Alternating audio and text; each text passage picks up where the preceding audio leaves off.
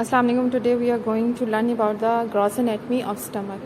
Stomach has been divided into various parts and you need to know all the parts. I'm going to tell you about the parts of the stomach. After that I'm going to tell you the importance of stomach bed and how stomach bed is formed and all important questions and clinicals regarding stomach. Then blood supply of stomach, venous drainage of stomach and lymphatic drainage of stomach. So we have learned that there are two curvatures of the stomach. One is known as the greater curvature of the stomach and the inner one is known as the lesser curvature of stomach. So this one is the greater curvature and this one is the lesser curvature.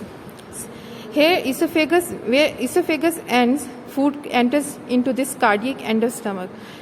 Stomach has two ends, one is known as the cardiac end and other is known as the pyloric end. Food from the esophagus enters into the cardiac end of stomach and then it comes into the body of stomach. This whole is the body. After body, this is the pylorus and this is the pyloric orifice or pyloric end of stomach. From the pyloric end of stomach, food enters into the first part of duodenum. So esophagus is ending at the cardiac end and at the pyloric end, duodenum first part is starting. Now you need to know what are the important questions which come for the stomach.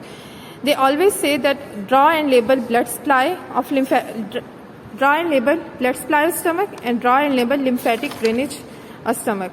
Please keep in your mind that they do not ask for the theoretical SEQ, but they always say that draw and label. So you need to know all the parts of stomach and then draw them and then give their blood supply and lymphatic drainage.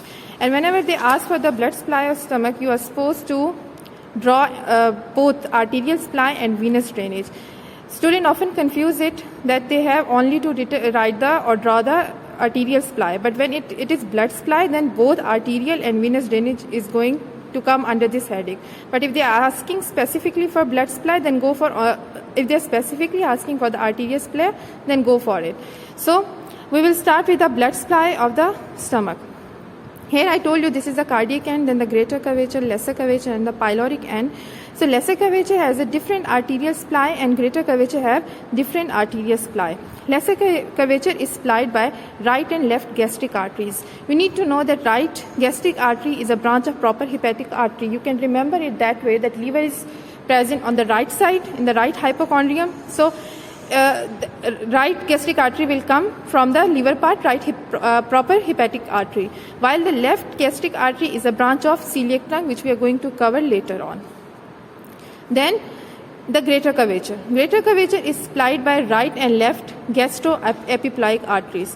Then right gastroepiploic is a branch of gastroduodenal, while left is a branch of splenic artery. As spleen is present on the left side, you can remember that left gastroepiploic is branch of splenic artery. So then comes the venous drainage. Venous drainage of the stomach, again it's different for the lesser curvature and different for the greater curvature. Right and left gastric veins along the lesser curvature, they take the venous drainage and they drain into the portal vein. Portal vein is forming, if you can see, portal vein is present in the porta hepatis of the liver. So all the blood supply from the stomach will come from the greater curvature, lesser curvature of the stomach through right and left gastric veins and drain into the portal vein.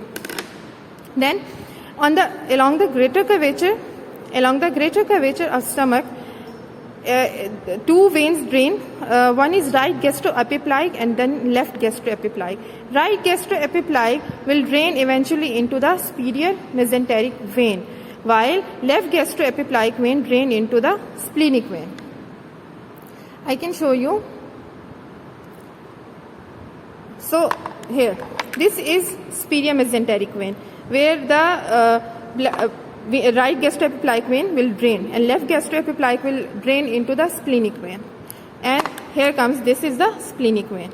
Splenic vein is running around the upper border and on the posterior side of the pancreas.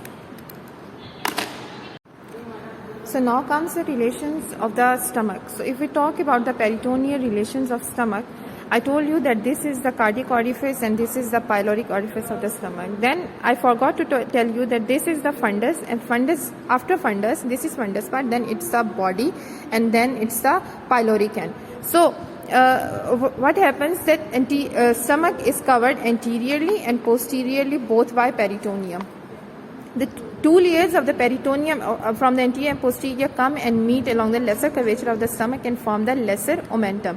Then this lesser omentum is going to form hepatogastric ligament connecting the stomach to the liver, and then after that one is going to be hepatoduodenal ligament that is going to connect liver and duodenum. So along the lesser curvature, two layers will meet of the peritoneum and they will form the lesser omentum, while along the greater curvature of the stomach, then two layers of the peritoneum meet and form the greater omentum, which hangs down from the greater curvature of the stomach and covering all the loops of intestines.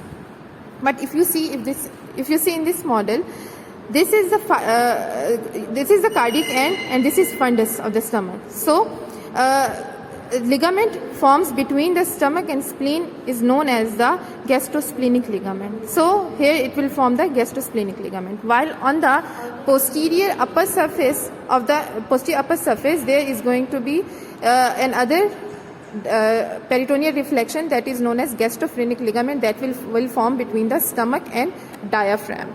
After that, if you say that anterior relation, if we talk about the visceral relation of the stomach, so anteriorly stomach is related to liver, diaphragm and anterior abdominal wall. Diaphragm will be in this upper surface. Diaphragm will be in contact in this upper surface anteriorly, liver all over this part, body of the stomach, anterior relation and anterior abdominal wall, while posterior surface has important visceral relations, and we say that posterior surface of the stomach is forming visceral relation, and it is known as stomach bed formation.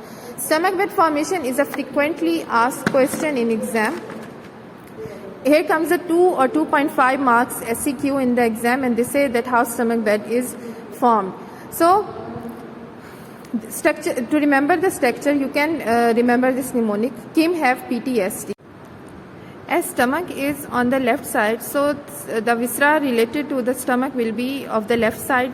Kim, you can remember that left kidney. Okay, after left kidney, you can remember that left kidney, on the upper pole of the kidney there is suprarenal gland, so left suprarenal gland is automatically forming the stomach bud. So left kidney and left suprarenal gland. Then from the PTSD, it's going to be pancreas, transverse mesocolon, splenic flexure of the colon and splenic artery, and D is for the diaphragm.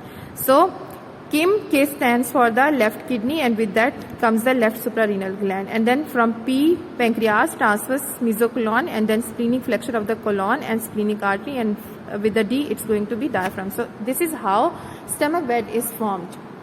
After stomach bed formation, here comes the part lymphatic drainage of the stomach.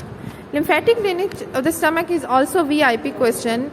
Also, it is frequently asked question in the UHS, that draw and label lymphatic drainage of stomach. So it's quite tricky. You need to draw this diagram. You are drawing the cardiac orifice and then pyloric orifice. Then you are drawing this lesser curvature and then you are drawing greater curvature of the stomach. If you join all these structures, stomach is formed. After that, for the lymphatic drainage, we divide the body into this, vertical midline. So then after dividing it in the midline, we have the left 1/3 and the right 1/3. First of all, we will discuss this left 1/3. Left 1/3 is further divided into left upper 1/3 and left lower 1/3. This left upper 1/3 is draining into the pancreatico-splenic lymph nodes. Alright, pancreatico-splenic lymph nodes will take the lymph from this upper 1/3 on the left side. Then lower 1/3 of the left side will drain into the right gastroepiploic nodes. After that, along the lesser curvature, as venous drainage is from the right and left gastric veins and blood supply is from the right and left gastric artery, lymphatic drainage is also draining into the left gastric nodes. The right 1/3 is draining into the left gastric nodes, while pyloric end have different lymphatic drainage, and lymphatic drainage from the pyloric end of the stomach is going into pyloric, as the name shows, hepatic and gastric nodes. So in these three nodes, lymph will drain from this pyloric end of the stomach. Eventually, all these pancreatico-splenic, right gastroepiploic, left gastric, and these lymph nodes will drain into celiac nodes. These are the main nodes for the GIT. Then lymph from the celiac nodes will travel through the intestinal lymph and will drain ultimately into the cisterna calli. So if you get the question in exam that draw and label lymphatic drainage of stomach, you are supposed to draw it as it is and then tell that ultimately into celiac nodes, and from here lymph travels through intestinal lymph into the cisterna calli. That's it for the stomach. Thank you so much.